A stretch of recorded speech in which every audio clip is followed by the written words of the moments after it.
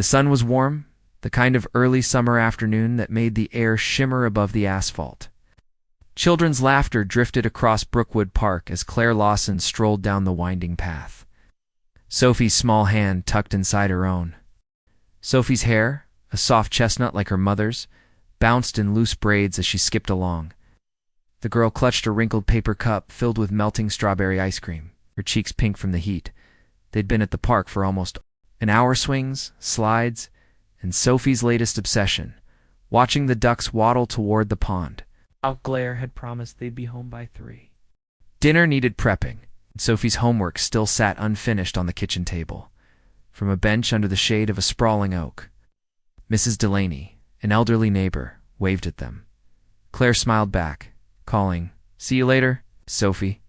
Her voice high and musical added, "By Mrs. D." Now that was the last moment anyone saw them together. Narration Colin Clare was the kind of woman who stood out without trying tall, much graceful and always well put together, even on casual days. Her husband Daniel would have said she had too much of a plan for everything, but she believed in structure. It kept life predictable, safe. She'd had her share of chaos growing up. Sophie deserved better. At 2:54 p.m., Claire checked her phone. A message from Emily, her closest friend, flashed across the screen. "Need to talk later. Something important." Claire typed a quick reply, "Sure, after dinner," and slipped the phone into her bag. They turned onto Maple Lane, a quiet, residential street lined with neat hedges and parked cars. The shade was thinner here, sunlight spilling across the pavement. Sophie slowed, pointing at something on the ground, a flattened penny, tarnished and scratched. "No." She bent to pick it up, but Claire shook her head gently. "Leave it, honey." Dirty Sophie pouted but obeyed. By 3 p.m., Claire and Sophie should have been crossing the intersection at Whitmore Avenue. But when Mrs. Delaney glanced toward the corner, expecting to see them disappear around the bend toward their house, the street was empty. Description: the wind shifted, rustling leaves along the curb. Somewhere far off, a lawnmower droned, its steady hum masking the stillness that had crept in.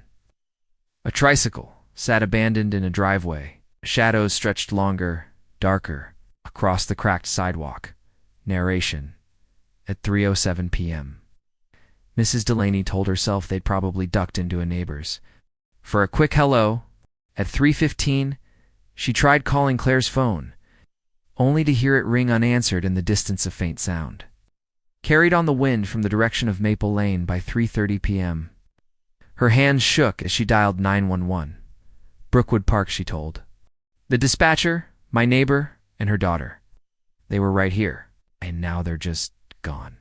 The first patrol car arrived at 3:46. Officer James Rowan stepped out, notepad in hand, scanning the street with a frown. He questioned Mrs. Delaney, then began a slow walk down the block, knocking on doors, asking if anyone had seen Claire or Sophie. Dialogue? Could they have gone to a friend's? Rowan asked. "No," Mrs. Delaney said firmly. "Claire would never do that without saying. She's responsible. Sophie, she's shy. She doesn't just wander off." Rowan scribbled notes. "You said you saw them leaving the park at what time? 2:55, maybe?" They were smiling. Everything seemed normal. Anyone else around? She hesitated. A man, sitting on a bench near the playground. Ball cap, sunglasses. I didn't get a good look. Narration. The neighborhood transformed in minutes. By 4:15, 2 more patrol cars lined the curb, lights flashing. Officers moved methodically, taping off the entrance to Maple Lane. Neighbors stood in clusters, murmuring, their eyes darting toward the park, then back to the growing police presence. Search. Dogs arrived just before sunset, their handlers guiding them along the route Claire and Sophie had taken. The dogs picked up a scent near the park's south exit, but lost it halfway down Maple Lane, as if the trail had been cut. Detective Maria Keller arrived at 6:02 p.m., her hair pulled into a tight braid, eyes sharp despite the humid air.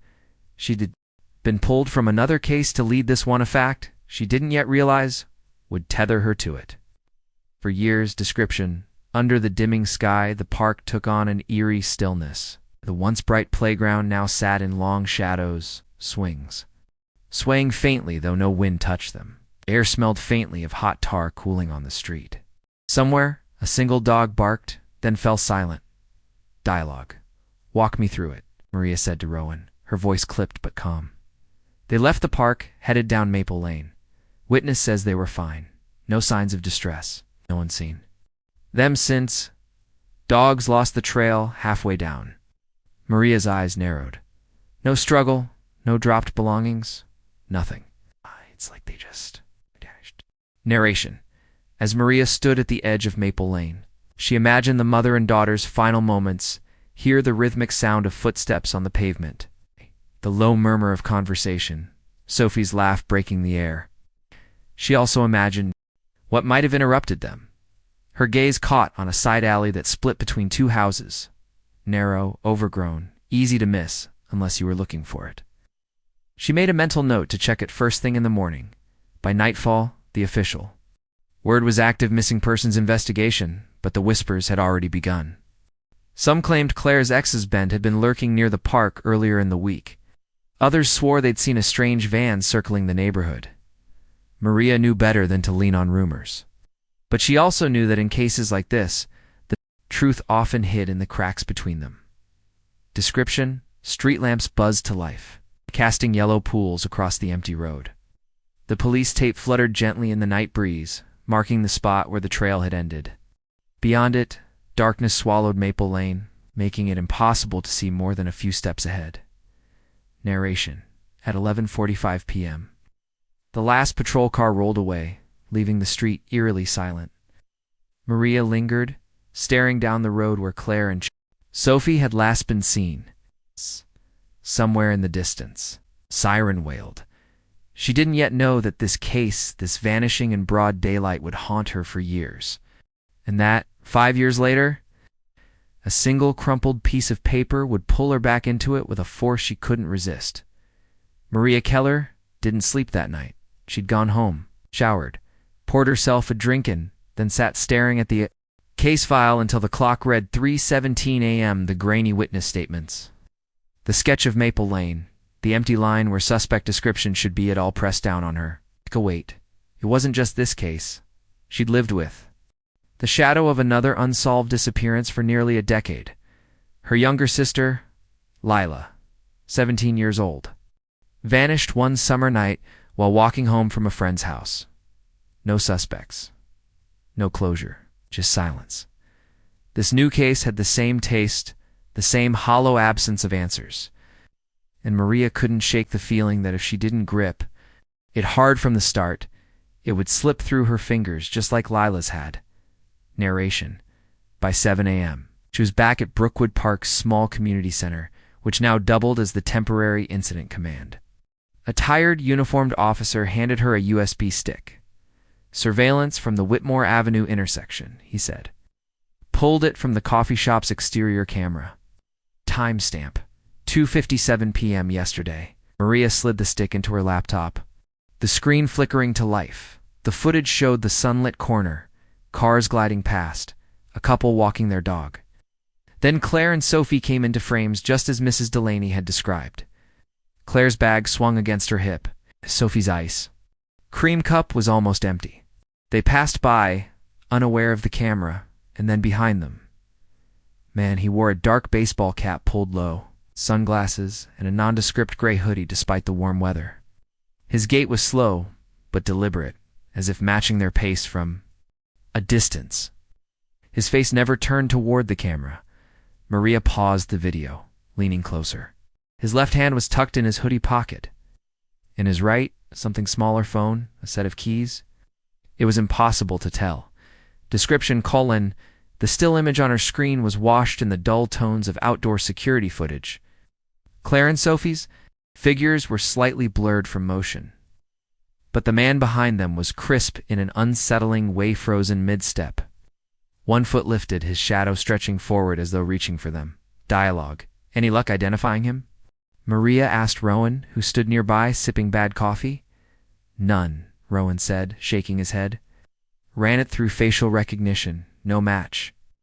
No one in the neighborhood recalls seeing him except maybe Mrs. Delaney, but she can't be sure. Maria tapped the keyboard, replaying the clip from another angle the coffee shop had provided. The man kept his distance until Claire and Sophie crossed Whitmore. Then the camera lost them both. "This isn't random," Maria murmured. "He's tracking them." Narration. The search for the man in the hoodie became the day's first priority. Officers canvassed businesses, handing out stills from the footage. No one recognized him. The lack of leads gnawed at Maria's patience. But as the day wore on, the case began to crack in a different place inside Claire's own life. Daniel Lawson. Claire's ex-husband arrived at the station mid-afternoon after repeated calls from detectives. His posture was defensive, jaw tight, eyes darting from one face to another, as though preparing for attack. Maria sat across from him in an interview room 2, a small space with cream walls and a single camera in the corner. She slid a photograph of Claire and Sophie across the table. "Dialogue. When was the last time you saw them?" she asked. "Last weekend," Daniel said, voice clipped. "We went for lunch. Sophie wanted to show me her school project. Claire stayed quiet the whole time. Any arguments?" He leaned back. "We're divorce detective. That should tell you enough." Maria kept her tone even. "There's a custody arrangement, joint, but Claire's been difficult lately. Talking about moving, changing Sophie's school." His jaw tightened further. Wasn't going to let that happen. Narration. Maria noted the flicker in his voice when he said wasn't. She'd heard it before in fathers who loved their children, but also in men who believed possession was part of love. The more she dug, the more Claire's private tensions emerged. Bank statements showed unusual withdrawals in the weeks before her disappearance.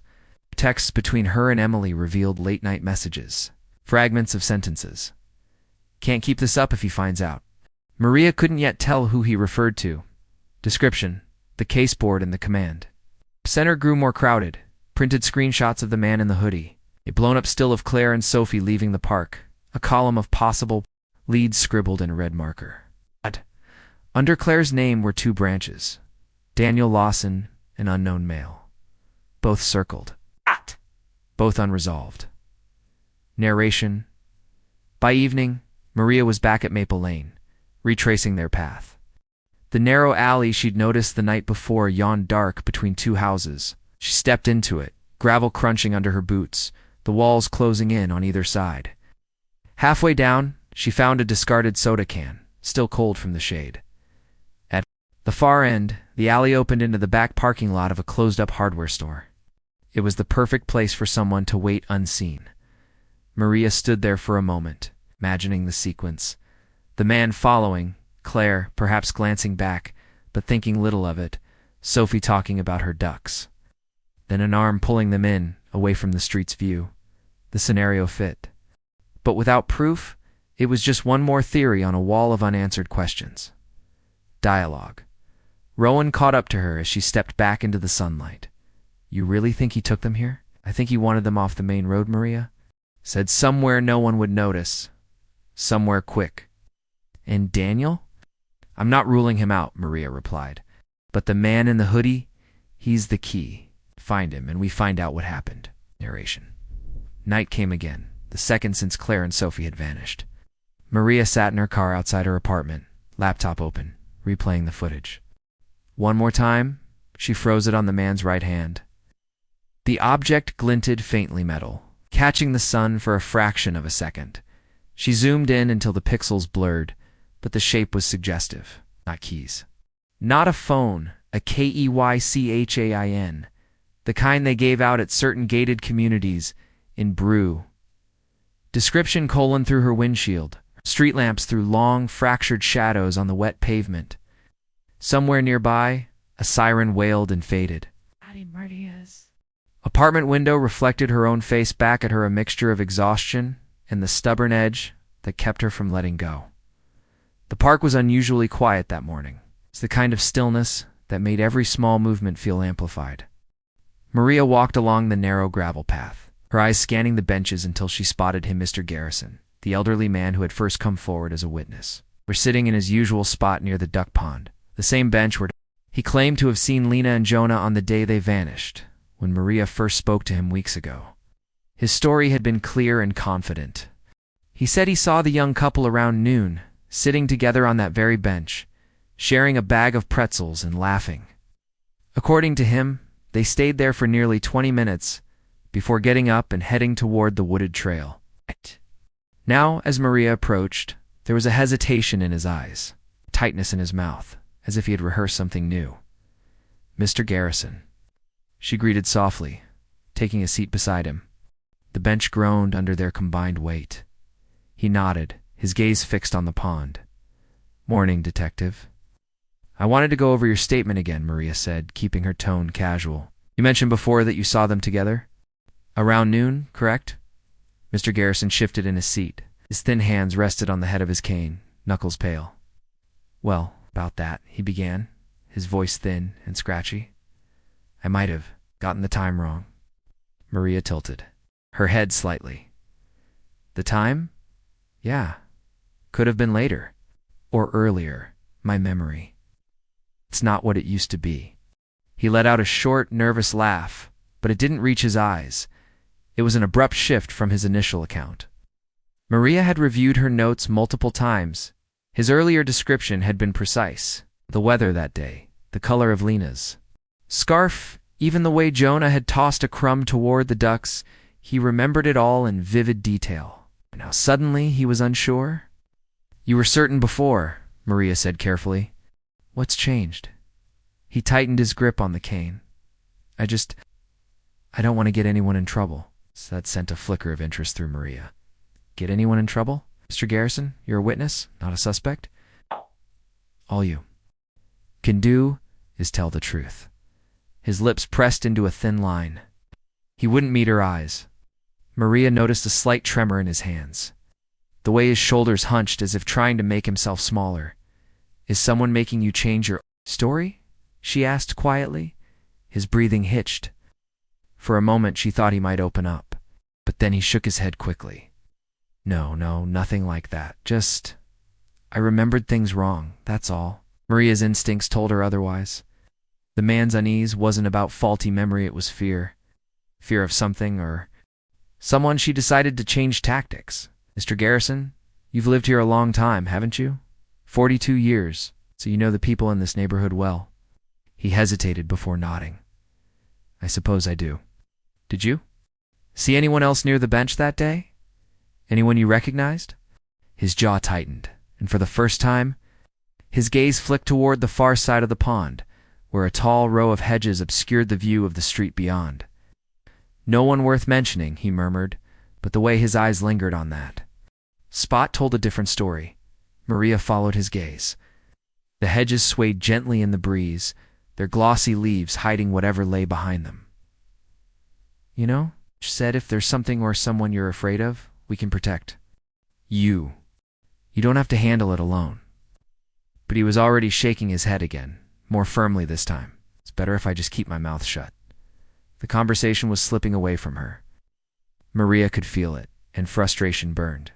In her chest, witnesses didn't just change their stories for no reason. Something or someone was pulling the strings. She rose from the bench, her eyes lingering on the frail man beside her. "If you remember anything else, call me, anytime, day or night." Mr. Garrison didn't respond, just kept staring at the pond, his shoulders hunched like a man bracing against an invisible storm. As Maria walked away, she glanced back one last time. That's when she saw a figure standing partially hidden in the shadows near the hedges, watching them. The person was too far away to make out clearly, but the stance was deliberate, unmoving. When Maria slowed, the figure stepped back, disappearing behind the greenery. Her pulse quickened. She had a strong suspicion Mr. Garrison had seen that person too, and that's why he was suddenly so eager to rewrite his story. Maria circled around the pond, moving toward where the hedges met the sidewalk. But by the time she reached the spot, there was nothing. Just the faint scent of cigarette smoke hanging in the air, and a fresh indentation in the grass, as if someone had been standing there only moments ago. Back at her car, she took out her notebook and scribbled down the details. Tall, medium, build, dark jacket, cigarette smoke. It wasn't much, but it was a start. Her mind kept going back to the look in Mr. Garrison's eyes. It wasn't the look of a man who had simply misremembered something. It was the look of a man who knew exactly what he'd seen, feared the cost of telling the truth. Maria turned the key in the ignition, her thoughts already racing ahead. If someone was intimidating witnesses, then Lena and Jonah's disappearance wasn't just a missing persons case anymore. It was a web of silence, carefully maintained by fear. As she pulled out of the parking lot, she caught sight of Mr. Garrison, still sitting on the bench, staring at the pond, as if hoping the water could swallow his secrets. Maria knew she'd have to find a way to break through that fear. And she also knew, deep down, that whatever Mr. Garrison was hiding might be the thread that could unravel everything. The conversation with the elderly witness had left Maria uneasy. His evasive eyes and trembling hands still hovered in her thoughts. As she sat in her car, fingers drumming the steering wheel, if he had lied, it wasn't to protect himself, it was to protect someone else.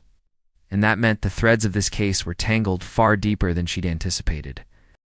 But now, her focus had to shift. There was another person she needed to speak with, Emily Carter, Claire's closest friend. Emily had been the one to organize vigils in the park, the one who spoke most often to the press about Claire's disappearance. Publicly, she appeared devoted. But Maria had learned not to take anyone's grief at face value. Emily's apartment was in a modest brick complex on the edge of town. The hallway smelled faintly of old carpet and lemon-scented cleaner. Maria knocked twice. The door opened to reveal a young woman in her mid-20s with pale skin, hair pulled back into a loose bun, and eyes that were rimmed red as though she'd been crying or perhaps hadn't slept in days. "Emily Carter?" Maria asked. Emily nodded slowly. "Yes. You're the investigator, right, Maria?" "Something." "Maria Diaz," she said, offering a brief, professional smile. "I was hoping we could talk about Claire. It's important." Emily hesitated for a moment, glancing behind her into the dim apartment, then stepped aside. "Sure, I guess it can't hurt." The living room was small but tidy, filled with mismatched furniture and a faint smell of brewed tea.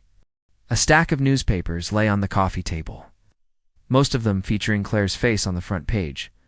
"Would you like something to drink?" Emily asked automatically, already heading toward the kitchen. "No, thank you," Maria said, pulling a small notepad from her bag. "I won't take up too much of your time."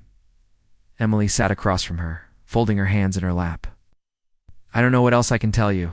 I've already spoken to the police." "Twice." Maria nodded. "No. But sometimes, when enough time passes, people remember things differently, or they remember things they didn't realize were important before." Emily's gaze dropped to her lap. "I don't know if I can remember anything that would help. Her voice caught. "I just want her to be okay." Maria leaned forward slightly. "Tell me about your friendship.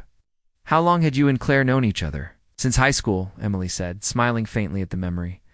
"We weren't inseparable or anything at first, but in college, we just clicked. We were there for each other through a lot. Bad breakups, stressful jobs, family stuff. And in the months before she disappeared," Emily hesitated. "We were still close, but things have been weird lately." "Weird how?" She bit her lip.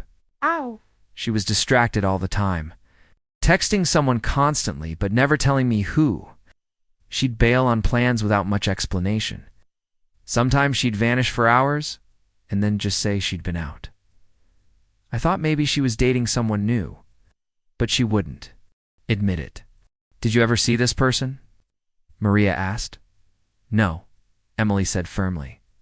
"But I know she was meeting someone. A few times she came back. Different, nervous, jumpy. Like something had happened that unsettled her." "Did you confront her about it?" "I tried," Emily said, her voice tight. "But she'd just change the subject or laugh it off. The last time I pushed her, she snapped at me. Told me I didn't need to know everything about her life. That hurt." Maria wrote quickly, the scratch of her pen filling the silence. "When was the last time you saw her?" Emily's eyes filled again. "The day before she and Sophie disappeared.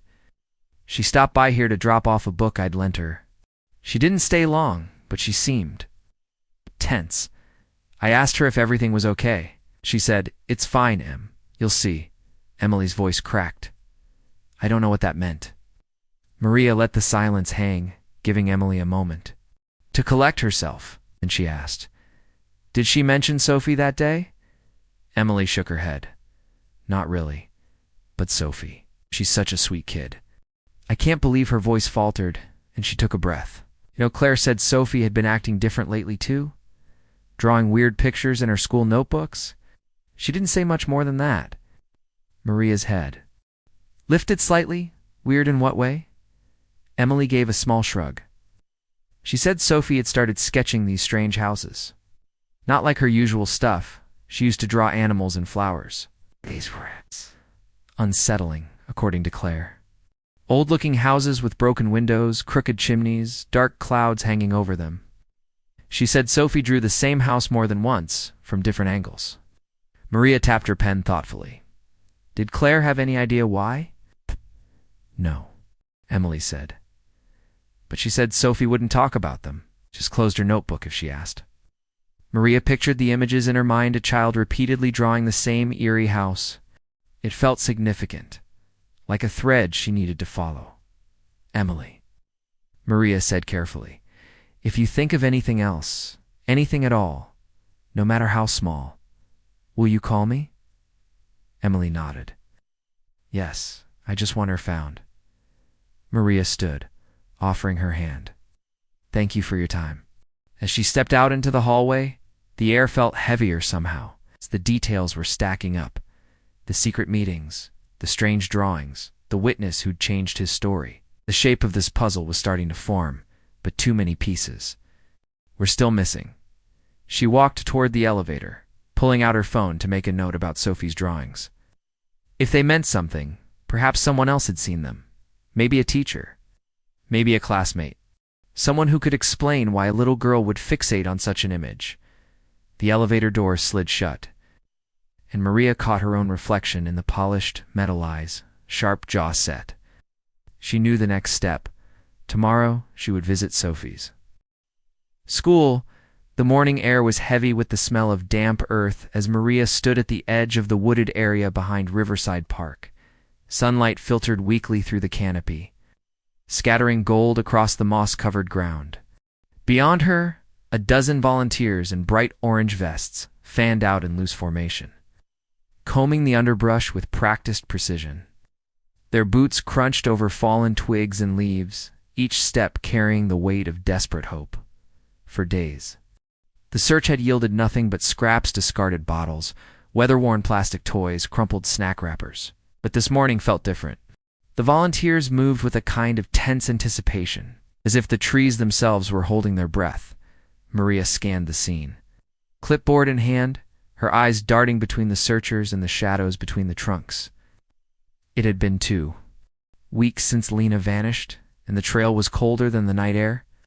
But the case had taken a stranger turn after the elderly witness, Mr. Hanley, had abruptly retracted part of his testimony. Maria couldn't shake the way his hands had trembled when she'd pressed him for details. He wasn't confused. He was scared. Her thoughts snapped back to the present when a shout cut through the rustle of branches. Over here. All heads turned toward the voice. A young man in a muddy vest stood half hidden in the trees, one arm raised. Maria's pulse kicked up as she strode toward him, careful not to break into a run that might disturb potential evidence. The man pointed down. Resting in a patch of moss was a small pink canvas shoe, its white rubber toe scuffed and stained. A faded cartoon rabbit peeked from the side, ears worn smooth from use. Maria crouched, her gaze locking on the tiny shoe as a rush of conflicting emotions flooded her chest, relief at finding a tangible clue mixed uneasily with dread over what it might mean. Nobody touch it, she ordered, her voice steadier than she felt. Mark the area and call in forensics. She stepped back, giving the crime scene photographer room to maneuver. The sound of the shutter clicked in the still air like the ticking of a clock. When the shoe was finally bagged, Maria walked a slow perimeter of the find. Something gnawed at her. The surrounding ground showed no obvious disturbance, no drag marks, no deep impressions where a small foot might have stepped. The moss looked undisturbed, her instincts prickled. Back at the station later that afternoon, The forensics report came faster than expected. The shoe's sole was clean of the kind of dirt and leaf litter it should have picked up if it had been here for 2 weeks. Worse, a thin layer of pollen traceable to a flowering bush currently in bloom near the park entrance covered the shoe's surface. According to the lab, the pollen hadn't been there long, days old at most, the technician said, eyes narrowing. This wasn't dropped here when she vanished. Someone put it there after the fact. Maria leaned back in her chair, the words settling over her like a suffocating blanket. Someone was feeding them false leads. And not just casually, they were staging evidence in a way meant to waste time, to send searchers stumbling in the wrong direction. Her mind reeled through possibilities. Was it the abductor taunting them? Or someone else entirely? Someone with their own reasons for muddying the trail? The thought of Lena, scared and alone, tangled with the creeping realization that every new clue could be a trap. By late evening, the news had leaked. Reporters swarmed outside the station, shoving microphones at anyone in uniform. Parents from the neighborhood gathered in small knots, whispering theories and clutching their children tighter than usual. Maria felt the pressure mounting with every passing hour. Each false lead drained resources they could not afford to lose. She returned to the woods the next morning, this time without the crowd. The shoe's resting place had been flagged and photographed, but she wanted to feel the space herself too. See if her gut would catch something the official sweep had missed. The air was cooler, the woods quieter, the moss still unbroken, except for the single spot where the shoe had rested. Her eyes tracked upward, following the slope of the land toward a small ridge. From up there, a person could watch the path without. Being seen, she climbed boots, slipping slightly on damp soil, and reached the ridge's crest. The view was telling. The drop-off overlooked a popular trail used by joggers and families on weekends. Whoever planted the shoe here hadn't chosen the spot randomly. It was visible enough to be found, but hidden enough to require a careful search. Something else caught her eye.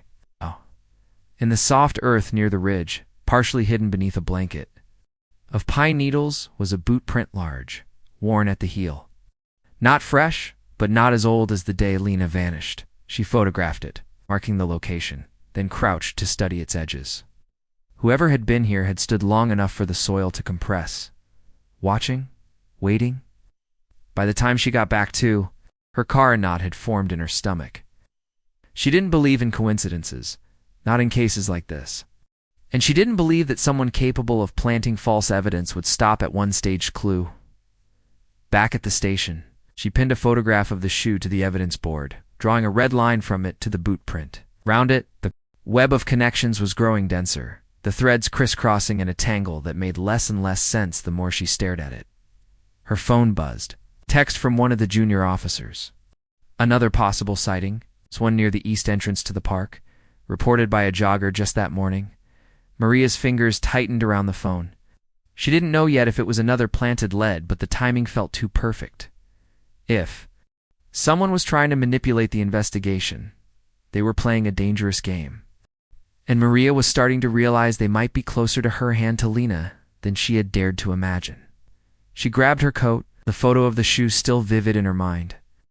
Outside, the sky was sinking toward twilight, the last light of the day pooling in the treetops like gold fading to blood. She had no idea yet what waited at the park's east entrance. But the air in her lungs carried the same scent as before: damp, earth, tension, and something else. Something that smelled like a trap, and Maria was walking straight toward it. 5 years is a long time to carry silence. For Maria Vega, it had become a living weight. Once a respected detective with a sharp instinct for missing persons cases, she now spent her mornings in the back booth of a faded diner on the outskirts of town, stirring cold coffee while the hum of the refrigerator filled the void where conversation used to be. The case that destroyed her career had slipped into the archives, filed under the cold case division's ever-growing wall of unsolved tragedies. Her badge was gone, her pension locked in an appeal, her reputation stained by whispers of mishandled evidence and emotional instability. The department didn't say it outright, but Maria knew once you were labeled as the one who lost it on the job, there was no way back. The Lena Matthews disappearance had been the kind of case that wormed its way into people's bones. A bright-eyed, free-spirited 15-year-old who vanished on a summer hike with her boyfriend Jonah, leaving behind only scattered belongings and more questions than answers. Every lead Maria chased had dissolved in her hands like smoke. Witness statements shifted, timelines blurred. Somewhere in the chaos, something vital had been missed. The public's interest had burned hot for a year, then flickered out. News crews moved on. Jonah's parents relocated. Lena's mother stopped answering calls from the press. Life, for everyone else, lurched forward. For Maria, it had stalled completely. She might have continued drifting in that limbo forever until the hikers came forward. It was a crisp autumn afternoon, the kind where the air tastes like dry leaves and the shadows stretch long. The two hikers, a retired couple from Spokane, had been trekking along a narrow ridge on the north side of Grayspine Gorge, a place so rugged it rarely saw visitors outside of summer. A recent rockslide had shifted parts of the terrain, exposing jagged outcrops that hadn't been visible before. Wedged between two sharp slabs of granite was something thin, folded, and fragile-looking. At first glance, the man thought it was just wind-blown trash, maybe a candy wrapper. But when he reached in and teased it free, he realized it was paper-creased and brittle with age. It was a drawing. The childish scrawl was unmistakable. Two stick figures holding hands beneath a crude sun, their smiles drawn with bright red crayon. Looming behind them was a third figure, taller, bulkier, its face an angry black scribble, as if someone had pressed the crayon down hard enough to nearly tear the paper. The couple didn't know what to make of it, but something about the isolation of the spot, combined with the eerie nature of the drawing, made them uneasy. They reported it to the sheriff's office, who in turn forwarded it to the State Bureau. Eventually it found its way to Maria Dott. Then, the drawing was sealed in a clear evidence bag, the folds carefully flattened, every smudge and line cataloged. Maria sat staring at it across her kitchen table for a long time before touching it. Her fingers hovered over the plastic, tracing the outlines without making contact. She didn't need to be told what it might mean. 5 years ago, Lena's mother had described finding similar stick figure drawings in Lena's school notebooks simple. Innocent doodles at first, but over time, the smiling faces had been replaced with the same black scribbled figure. Lena had brushed it off, saying it was just a story she was making up. No one had thought much of it then. Now here was another drawing, discovered miles from the original search area. Maria's mind swirled with possibilities. Had the paper been dropped during the investigation and gone unnoticed, or had it been placed here deliberately by someone who knew exactly what it meant? The fact that it was wedged so deeply between rocks suggested it hadn't blown there by accident. Someone had tucked it away. Someone had wanted it hidden but not lost. She needed to see the spot herself. The next morning, before the sun fully broke the horizon, Maria loaded her old SUV with a flashlight, gloves, and the battered leather satchel that had once been her daily case bag. Her boots crunched through frost as she parked near the trailhead and began the long hike toward Grayspine Gorge. The path was narrow and uneven, the kind that demanded attention with every step. When she finally reached the ridge, the world felt eerily still. The wind hissed through dry grass, and the rocks glistened faintly with moisture. She crouched where the hikers had found the drawing, wedging her gloved hands into the gap. She ran her fingers along the stone, searching for anything else, more paper, scrap of fabric, anything, nothing. But as she stood, her eyes caught on something a few feet away, faint indentation in the soil, almost like the shallow imprint of a boot heel. It was old, softened by rain and time, but it didn't match the hiking boots she knew the couple had been wearing. She took out her phone, snapping photos from different angles, then stepped back. A sense of dread crept into her chest. This wasn't random. Someone had been here before. Recently, maybe even in the last few weeks, her pulse quickened as she made her way back down the trail. She couldn't shake the thought that this drawing wasn't just a piece of the past, it was a message. But from who, and for whom? That night, she laid the evidence bag on her kitchen table again. Under the harsh overhead light, she studied every mark on the paper. There was something strange in the coloring, a faint smudge of blue near one corner, barely visible, as if part of another drawing had bled onto it. She reached for her magnifying glass.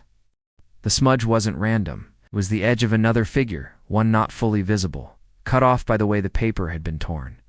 Her stomach nodded. This drawing was part of something bigger. Somewhere the rest of it existed, and whoever had the other piece might still be out there. The rain hadn't let up all morning.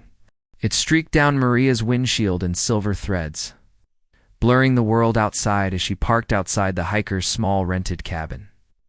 She had been here before once, years ago, when her work as a police detective had taken her to this part of the state. Back then the case was different, but the air had carried the same damp weight, same smell of pine and wet earth. She grabbed her leather satchel, stepping into the chill. The door creaked when she knocked, and one of the hikers, thin, wiry, with red-rimmed eyes, opened it without a word. Inside, the others were gathered around the dining table, their faces pale in the dim light. "It's here," the wiry man said, sliding an object toward her. It was sealed in a clear plastic sleeveless sheet of paper, lined and torn at the edges. With a pencil drawing in the center, Maria pulled on her gloves before touching it. The image was simple yet unsettling. A crooked cabin surrounded by tall, spindly trees, with a small figure standing in the doorway. The lines were dark and deliberate, almost angry in their pressure. Her gaze shifted to the corner, where a few words were scrawled in a handwriting she recognized instantly. Sophie, her stomach tightened. The last time she had seen Sophie's handwriting had been on a missing person flyer 5 years ago, when the girl's mother had scrawled a personal note across the bottom and Sophie's own hand a recovered school assignment. That messy loop of the Y, the uneven pressure there was no mistaking it. "Where did you find this?" Maria asked, her voice steadier than she felt. "In the trail register box," another hiker replied. "We stopped to sign our names like everyone does, and this was just sitting there, not folded, just waiting." She studied the paper again. The cabin in the picture wasn't just any cabin, it was one Maria had seen before. Years ago, during a routine patrol of the old quarry site, she had stumbled upon it half hidden by brush and shadow. It had been abandoned for decades, its windows boarded, the wood warped by rain. No one went there unless they had a reason. "Are you sure Sophie drew this recently?" she asked. The wiry man shook his head. "We don't know when it was drawn, but it's fresh. Pencil marks are clean, no smudges." Maria's mind was already running ahead. If Sophie had been at that cabin or was being kept there, then someone had left this drawing deliberately, knowing it would be found. The question was whether it was a cry for help or a cruel taunt. She set the paper down, careful not to smudge it, and took out her phone. A few quick photographs, both of the image and the handwriting, were uploaded to her secure drive. She would run a comparison later, but her gut told her she didn't need science to confirm it. One of the hikers shifted, uncomfortably. "Do you think she's still alive?" Maria didn't answer right away. She glanced out the window. The rain was heavier now, blurring the tree line. If she is, she might not be alone. Whoever she's with doesn't want her found. They were all silent after that. The weight of the room pressed in the kind of silence that felt too big for the walls. After a few more questions about the discovery, Maria excused herself. Back in her car, she laid the drawing on the passenger seat, her eyes returning again and again to the lines of the cabin. Every stroke seemed deliberate, purposeful, almost as if Sophie had wanted the viewer to understand something beyond the obvious. The figure in the doorway, for instance, was disproportionately small, and its head tilted in a way that suggested watching, or waiting. She thought about the quarry.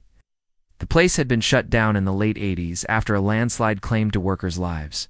Since then, it had become a haven for drifters, squatters, and people who didn't want to be found. She'd been there twice, once for a drug bust, once for a missing persons search. Both times, the cabin had stood in the background like a mute witness. Maria gripped the steering wheel, debating her next move. Going there alone was risky. The place had too many blind spots, too many ways for someone to disappear. But waiting might mean losing any chance of finding Sophie.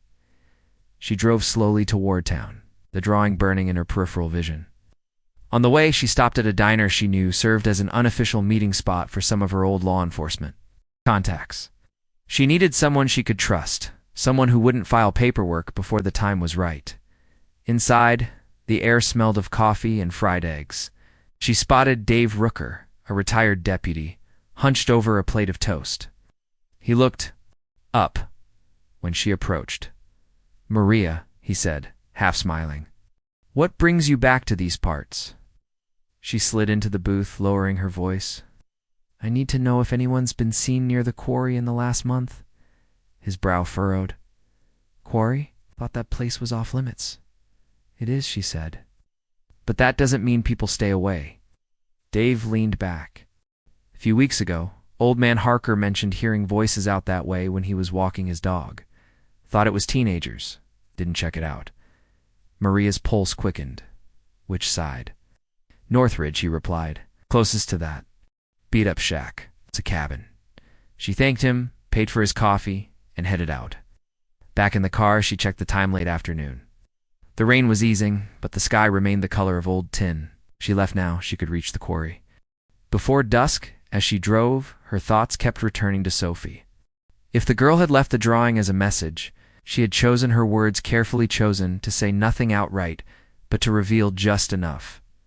Maybe she knew they were watching her. Maybe she'd been told what would happen if she said too much. The road to the quarry was narrower than she remembered, winding through dense stands of pine. The air grew colder the deeper she went, the light dimmer. At one point she thought she saw a movement between the trees, a flash of pale fabric, but when she slowed, it was gone. Finally, she reached the rusted chain that marked the property line. She parked just beyond it, tucking her satchel under her arm. The rest would be on foot. As she started toward the old path, her phone buzzed. A message from an unknown number. "You're getting close. Stop now." The hair on her neck rose. She scanned the trees, every shadow suddenly sharper. Whoever had sent the message wasn't guessing. They knew exactly where she was. Maria tightened her grip on the satchel. The drawing still inside. Whatever was waiting at that cabin, she was going to see it for herself. The sun hung low, a molten disk slipping toward the horizon, staining the treetops in rust and gold. Maria's breath curled in the cool air as she stood before the narrow trail that wound its way toward the old quarry. The path had not been used in years. Thick tangles of brambles clawed at her jeans, and twisted roots threatened to trip her at every step. The forest around her was unnervingly still, no rustle of animals, no chirp of birds, only the distant, faint trickle of water seeping from somewhere deep underground. She kept one hand on the strap of her satchel, the other curled into a fist. Each step forward seemed to pull her deeper into a place the world had forgotten. The ground dipped suddenly, and the smell of damp earth and stone filled her lungs. Ahead, half hidden behind a curtain of moss and vines, stood a squat wooden structure. The cabin slouched to one side as if burdened by its own history, the timbers warped and sagging from years of neglect. Maria paused, scanning the clearing. With the caution of someone who knew she might not be alone, her heart thudded in her chest. She could almost feel the quarry watching her, a hollowed-out scar in the earth, ringed with jagged rock and ghost stories. The cabin's door hung ajar, its hinges rusted orange. She pushed it gently, and the faint creak it made seemed far too loud in the silence. A wave of stale, damp air rolled out to meet her, carrying the unmistakable scent of mildew and rot. She stepped inside. The light from the doorway fell in a narrow beam, illuminating a floor carpeted in dust and dead leaves. Each plank groaned under her boots, and Maria felt as though the sound might travel for miles. Her eyes adjusted slowly, revealing the cramped interior. A small table sat pushed against the wall, its surface scarred by knife marks and burns. An old enamel mug, rimmed in rust, rested beside a chipped plate. Then she saw them, in the corner, half buried beneath a pile of moth-eaten blankets, lay the remnants of a child's world. A tiny sweater, pale blue but dulled by grime, its sleeves worn thin at the elbows. Beside it, a broken plastic tiara, its cheap rhinestones clouded and dull. And on the floor face down, a photograph. Maria hesitated before picking it up. An image had been warped by moisture, the paper curling at the edges. She turned it over and the breath caught in her throat. It was a photo of Claire, her hair in soft curls, wearing a bright summer dress, frozen in a smile that now felt like a cruel echo. But where her eyes should have been, deep scratches tore through the paper, gouged so hard they nearly pierced. The photograph.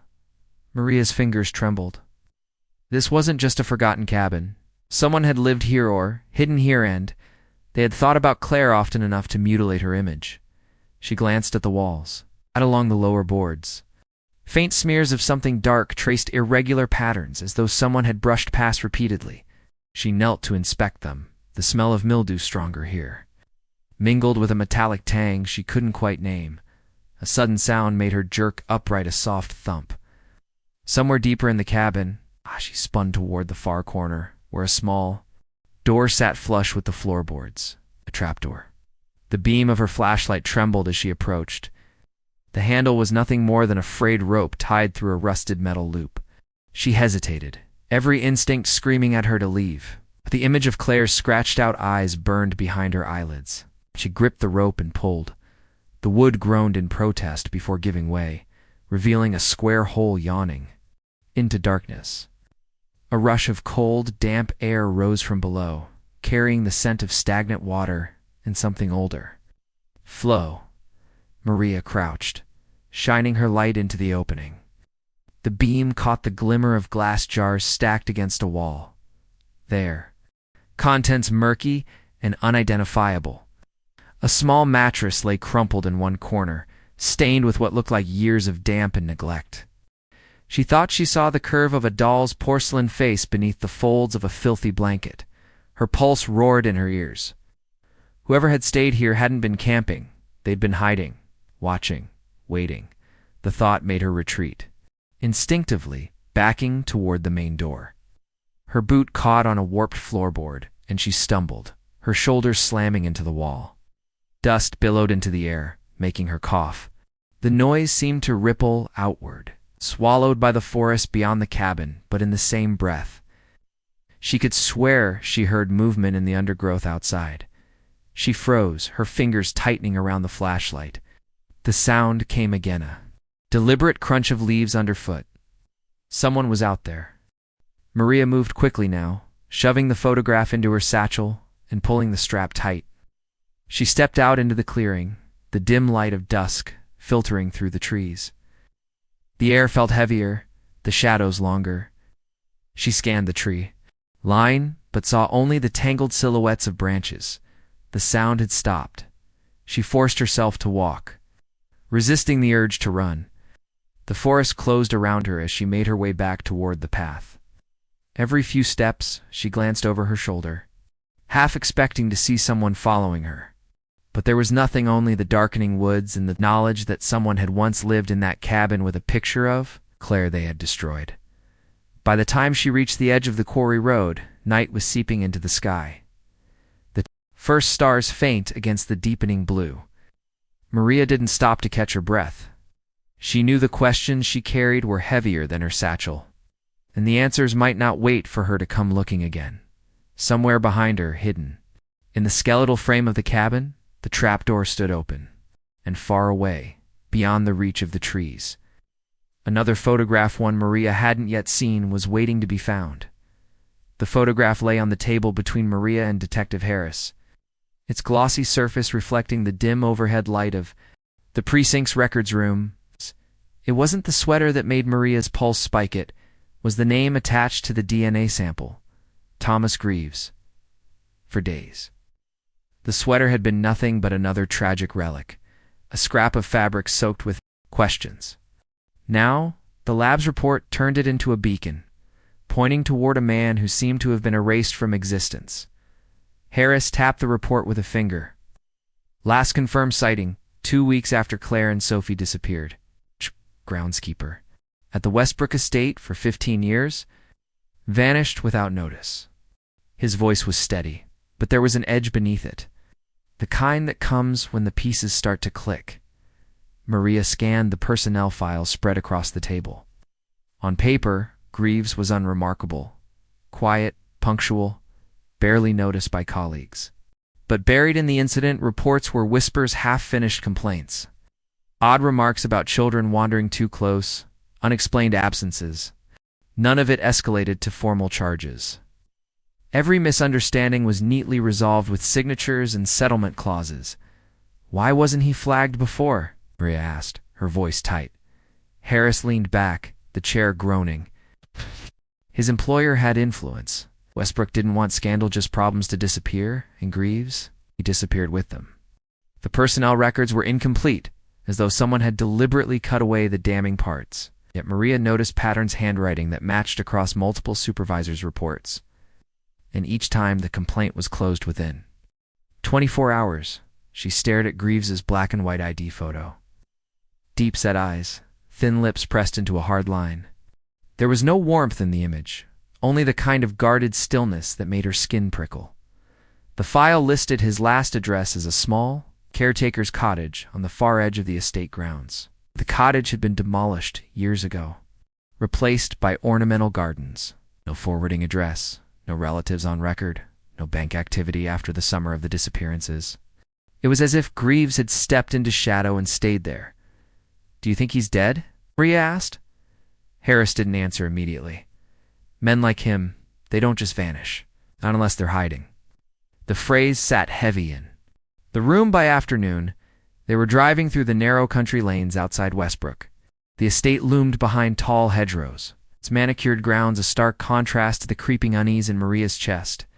They stopped at a small cluster of cottages nearby, relics from when the estate employed a dozen groundskeepers. Only 2 were still occupied, their paint chipped, gardens overgrown. An elderly woman answered the door of the first. Howard. "Haven't seen him in years," she said, voice brisk.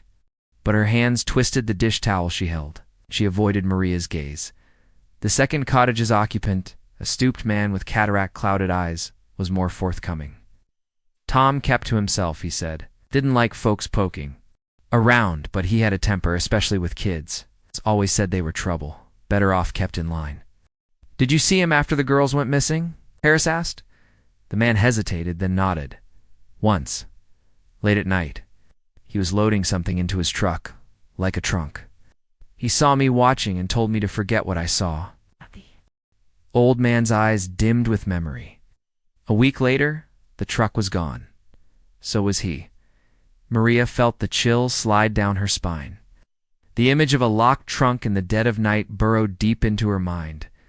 Back at the precinct, Harris pulled up archived property records. Greaves had inherited a plot of land in the hills north of the estate, 5 acres of woodland with a dilapidated hunting cabin. The land was never sold, never transferred, abandoned for over a decade, Harris said. No utilities, no taxes. Paid, but it's still in his name. Maria leaned over the map on the desk. The cabin sat less than 2 miles from where a search dog had lost Claire's scent all those years ago. They set out at dawn the next day, a local deputy guiding them along overgrown logging roads. The forest was dense, branches knitting overhead, to block out the morning light. After nearly an hour of trudging through wet leaves, the cabin emerged, slouched and rotting. Its roof half collapsed. Inside, the air was damp, smelling of mold and rust. Dust coated every surface. But the furniture was intact. A narrow bed. A table littered with old tools, shelves lined with jars of nails and screws.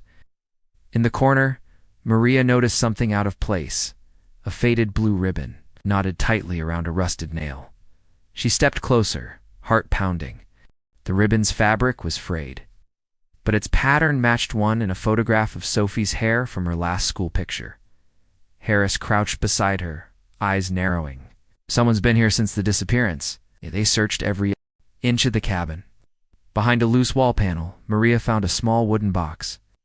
Inside were photographs, grainy, poorly lit shots of the estate gardens, the park bench where the girls were last seen, a few of children Maria didn't recognize.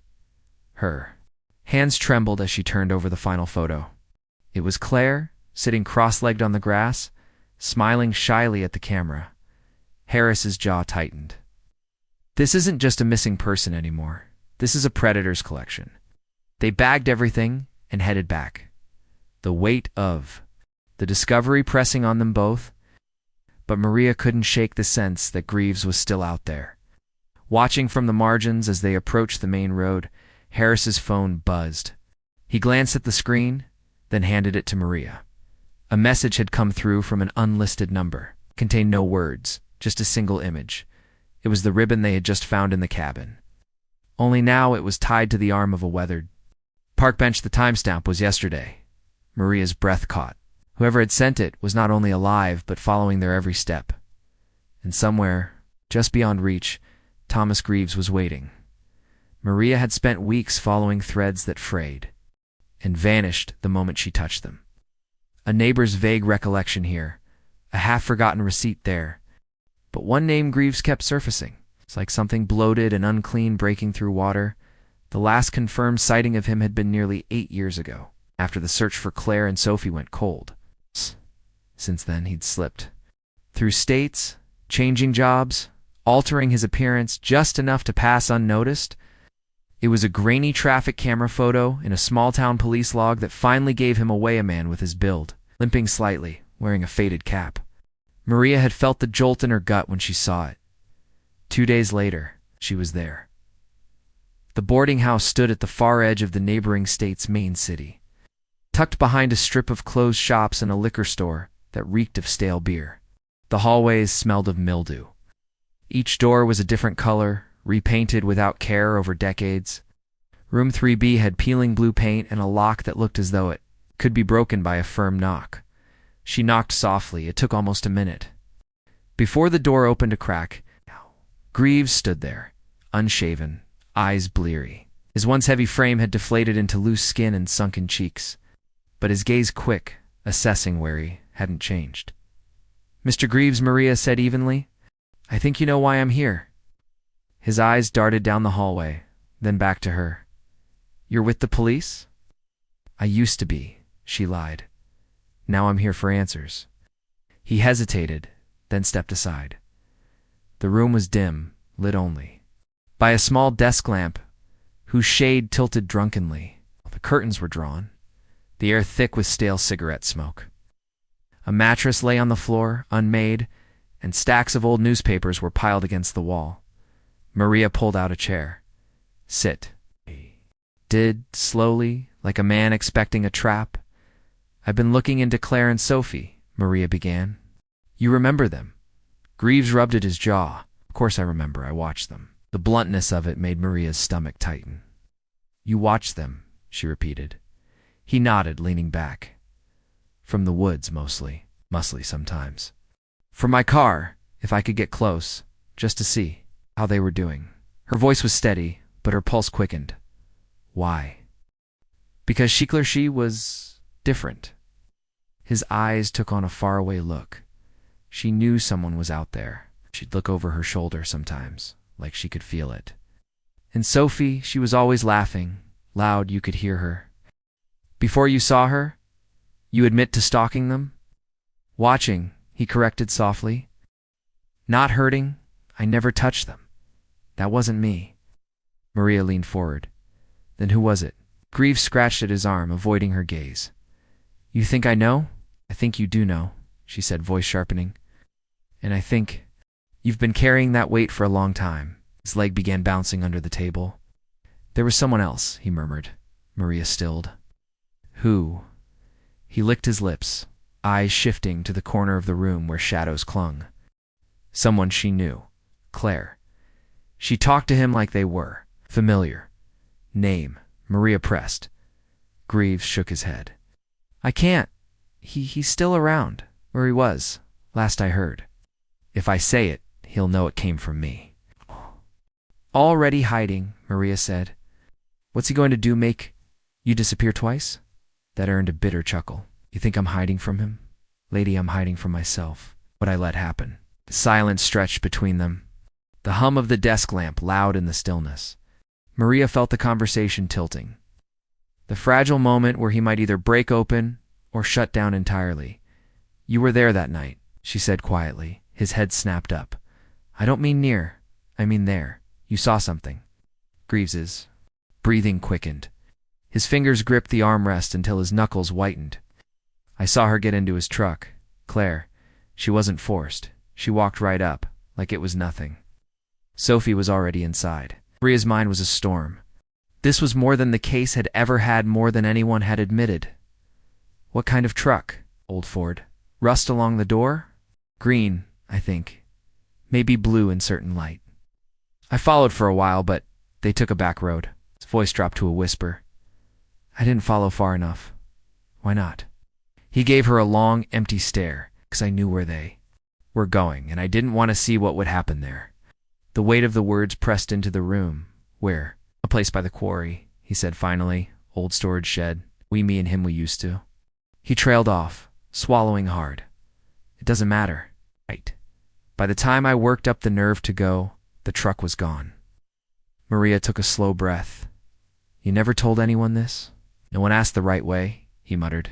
She studied him for a long moment. His face was pale, eyes glassy. Every instinct told her he was still holding back, still circling the real truth. But the mention of a second person, someone Claire knew, opened a new, dangerous door in the investigation. You're going to give me his name, she said. Greaves looked toward the lamp, as though mesmerized by the flicker of the bulb. Not tonight. Maria leaned closer, her voice low. Then I'll be back tomorrow, and the day after, and the day after that. I'm not stopping until you do. For the first time, he smiled, small, weary, almost pitying. Be careful. Maria.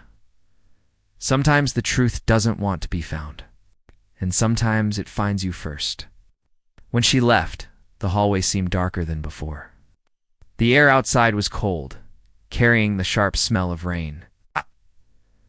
Maria paused under the flickering streetlight, running through every word he'd said, someone Claire knew. A truck. The quarry. The pieces were still scattered, but now they had edges. As she walked to her car, she glanced back at the window of room 3B. The curtain shifted slightly. Though she couldn't see who or what was behind them, Maria unlocked. Her door slid inside and started the engine. The rain began in thin needles against the windshield. She drove toward the highway, her mind already mapping out the quarry, the roads that led to it, and the names that could fit into Greaves's vague confession. But she couldn't shake his final words. Sometimes the truth finds you first. She had the unsettling feeling that it already had. The rain had stopped hours ago, but the streets still glistened under the pale light of the street lamps. Detective Harlow sat across from Emily in the cramped interview room, a thin folder lying untouched between them. Emily's hands were clasped tightly together, her knuckles white. She avoided Harlow's gaze, staring instead at a faint scratch. In the table's surface, your name came up again. Harlow began, his voice calm, but edged with something sharper. This time, not from gossip or rumor. We have something concrete. Emily's lips pressed into a line. She looked tired now, hollow as though some essential part of her had been quietly eroding for years. Harlow leaned forward, sliding a grainy photograph across the table. It showed Claire and Sophie at a gas station, dated 3 days before they vanished. Emily's stomach visibly clenched at the sight. You were in contact with Claire right up until the day she disappeared, Harlow continued. She told you? Things she didn't tell anyone else. Emily's voice came out strained, barely above a whisper. She was scared. She didn't think she could go to the police, not with her ex-husband watching her every move. Harlow let the silence stretch, knowing it would pull more from her. She wanted out, Emily said at last. Not just from him, from everything. There was someone else. A man who'd been following her, sending letters. She never saw his face, but she knew he was getting closer. She thought, if she left quietly with Sophie, she could start over somewhere far away, and you helped her. Harlow asked Dot. Emily hesitated, her fingers tightening. At first, yes. I even gave her a burner phone. We made a plan. Shh. Leave on a Sunday night when her ex was out of town. I thought. She broke off, swallowing hard. Emily's breath trembled as it left her. But then Greaves found me. The name landed in the air like a lead weight. Harlow didn't move, didn't speak. He just watched her unravel. He knew where Claire was planning to go, Emily said. He said he needed confirmation, and he offered me money, a lot of money, enough to pay off my debts, to get my own place. Harlow's voice was steady but cold. And you gave it to him. Emily's eyes filled with tears, though none fell. I didn't think he'd hurt her, Emily. Shook her head violently. I swear, I thought he just wanted to talk to her, maybe scare her into coming back. I didn't think. She covered her mouth, her voice breaking. God, I didn't think it would be like this. Harlow sat back. The faint hum of the fluorescent light filling the pause. Emily, people don't pay that kind of money just to talk. You knew that. Deep down, you knew. Her face crumpled, and she let the tears fall this time. I didn't want her dead. I loved Sophie like she was my own niece, I thought. I thought I was helping in some twisted way. Harlow's phone buzzed on the table, but he ignored it. Greaves paid you. You still have the money? Emily shook her head. It's gone. Rent, bills, everything. I can't give it back. Then give me something else, Harlow said, his voice tightening. Where was the meeting? How did Greaves get to her? Emily's breathing quickened. She rubbed her temples as though trying to block out the memory. We were supposed to meet at a rest stop outside of town. She was going to text me once she'd left. Instead, Greaves called. Said he'd take it from there. I didn't hear from Claire again. You didn't go to the police? Eyes darted to his. I was scared. Greaves made it clear that if I said a word, I'd end up just like her. Harlow leaned forward, his voice low but searing. Emily, if you keep holding back, the next person who disappears could be you.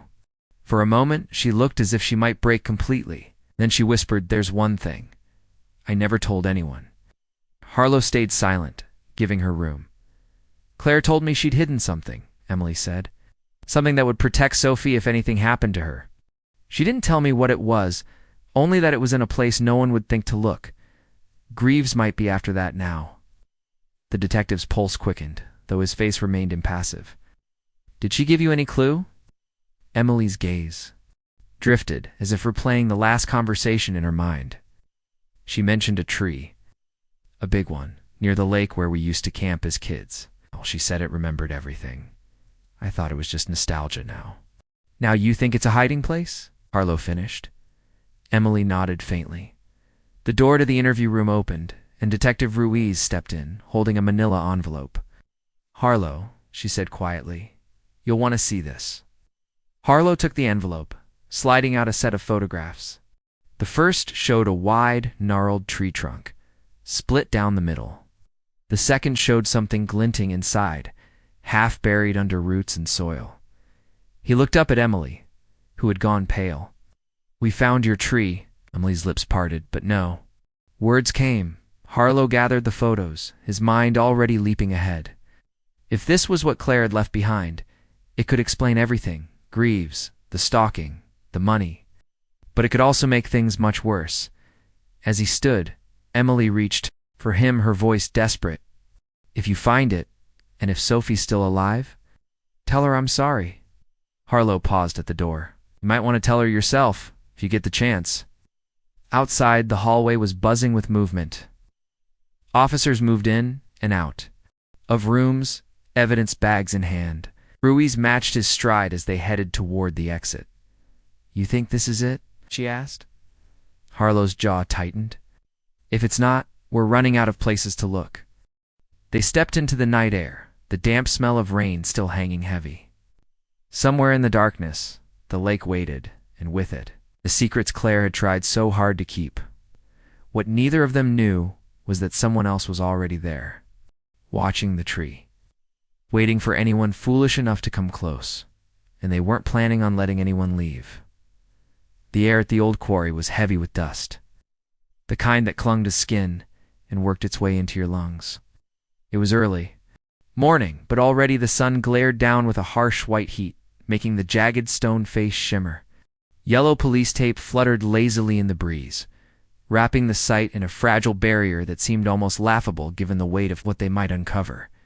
Detective Rowan stood at the edge of the dig site, boots planted in loose gravel. His eyes were fixed on the spot where, 2 days ago, a child's crude drawing had been found wedged between two boulders, faded but not forgotten. The sketch had seemed almost too simple to mean anything. But now, after weeks of dead ends, it had become a compass pointing here.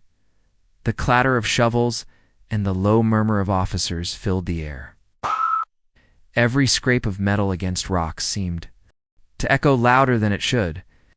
The quarry walls rose up like watchtowers, silent and indifferent to the human drama playing out at their feet. Rowan's partner, Detective Hale, approached from the far side, brushing dirt from his gloves. "We're getting close," he said quietly. His voice carried a weight. Rowan recognized hope tangled with dread.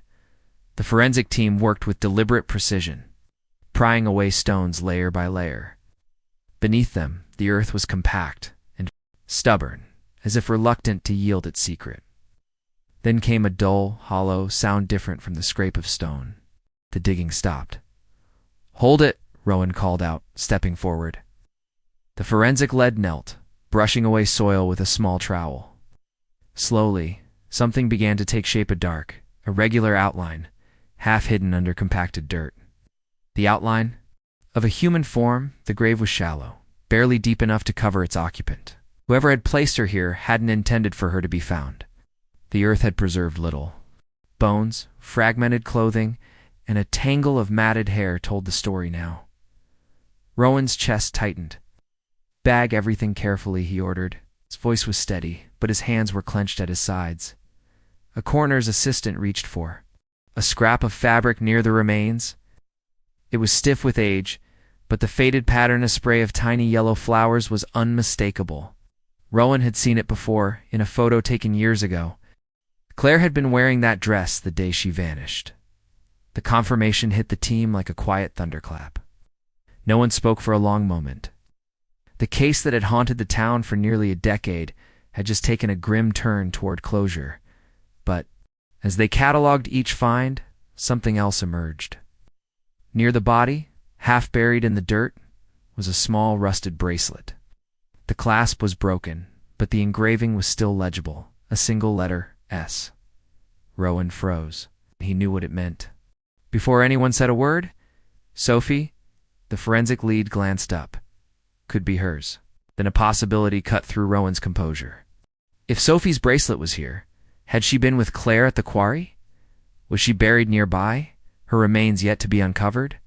The team expanded the search radius, sifting every inch of the surrounding soil. Hours passed. The heat grew oppressive.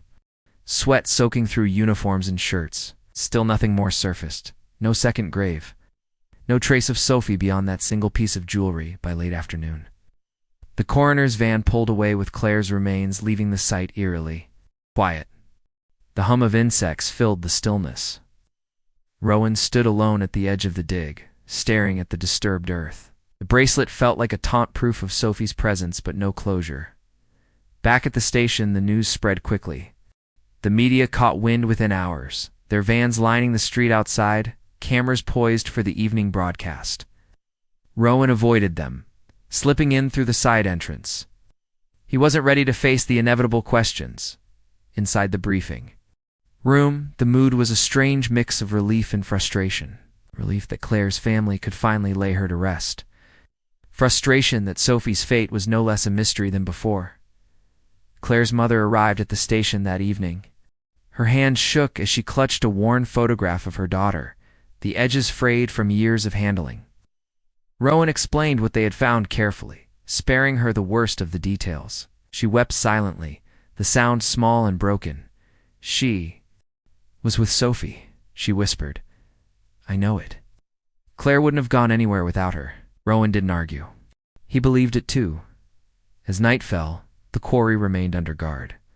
Floodlights casting harsh white beams across the excavation site. Rowan returned, drawn by something he couldn't quite name. The air was cooler now, but the place felt no less oppressive. He walked the perimeter, tracing the outlines of the boulders in the darkness. He stopped at the rock, where the drawing had been wedged. Under the artificial light, the crude lines of the sketch seemed sharper, more deliberate. 2. Stick figures, hand in hand, standing beside a jagged shape that now looked unmistakably like the quarry wall. And at their feet, a small, dark oval. A grave. Rowan's stomach knotted. Had the drawing been a message from someone who knew? Or from Sophie herself, left behind before she vanished? The thought sent a shiver up his spine. He turned toward the trees at the quarry's edge. Beyond them, the land sloped toward an overgrown trail that locals said hadn't been used in years. The kind of path a person might take if they wanted to disappear or hide something. Rowan stared into the darkness for a long moment. The bracelet, the drawing, the missing second grave, they were pieces of a puzzle that refused to fit neatly. Together, the official report would mark Claire's case as closed. But for Rowan, and for Sophie's family, the ending felt anything but final. As he left the site, his phone buzzed. A message from Hale. "You need to see this. Found something." In the old case files, Rowan quickened his pace toward the car. Whatever Hale had found, it might be the thread that would finally unravel the rest of the story. But deep down he knew the truth sometimes. Ow. When you pull at threads, what unravels isn't the neat answer you were hoping for, but something far darker. The air in the quarry was heavy with the scent of wet stone and disturbed earth. Even after the excavation had been filled in and the crime scene tape taken down, the ground seemed to remember. Rain pooled in the depressions where shovels had bitten into the dirt. A thin mist clung to the jagged cliffs above, wrapping the site in a shroud of gray. Detective Harris stood at the edge, hands in his coat pockets, looking at the patch of earth that now held an empty silence. Claire's body had been returned to her family for burial. The tiny bracelet with the letter S lay in an evidence bag in his office. Its rusted links a reminder of everything they hadn't found. The press had descended the moment word spread. Headlines declared Claire found Sophie still missing, splashing Claire's smiling school photo beside Sophie's, forever locking them together in the public's memory. But the truth was far less satisfying than the stories spun on morning television. For every answer the quarry gave, it had buried another question deeper. The search for Sophie had slowed, officially labeled inactive pending new evidence. Harris hated that word, inactive. It suggested the world had decided Sophie's story was over, even without a body, without proof. But his instincts screamed otherwise. 2 weeks later, Sophie's mother, Linda, came to see him. She looked smaller, somehow as though grief had been pressing her down from all sides.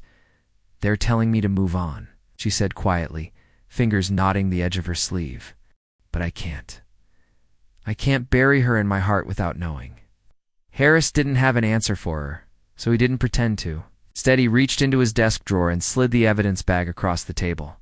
The bracelet caught the dim light, its engraving faint but still visible. "She was wearing this when she disappeared," Linda whispered, voice breaking.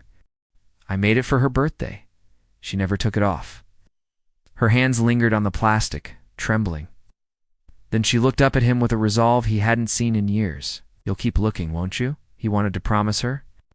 But promises in this job were dangerous, too easily broken. "I'll follow anything that turns up," he said, "even the smallest lead." That night, he found himself driving back to the quarry. He didn't know why. Maybe it was habit, maybe guilt. The moon was low, throwing long shadows over the rock face. He parked near the old machinery shed and sat for a while, listening to the wind whistle through the steel beams. Something about the place still felt unfinished. The area where Claire had been found was clean now, the soil smoothed over. But the boulders that had concealed her grave still loomed nearby, ancient and indifferent. He walked toward them, boots crunching over loose gravel. That's when he noticed it etched faintly into the surface of one of the larger rocks, nearly invisible unless the light hit it just right. It wasn't random weathering. It was deliberate. A series of scratches, crude but purposeful. 2 stick figures, one taller, one smaller, holding hands. Next to them, a jagged arrow pointing toward the tree line beyond the quarry's edge. Harris felt his pulse quicken. The drawing wasn't recent. The edges of the grooves were worn, softened by time. But if it was made by the same hand that had drawn the sketch they'd found weeks earlier, It meant whoever left it had been here. More than once.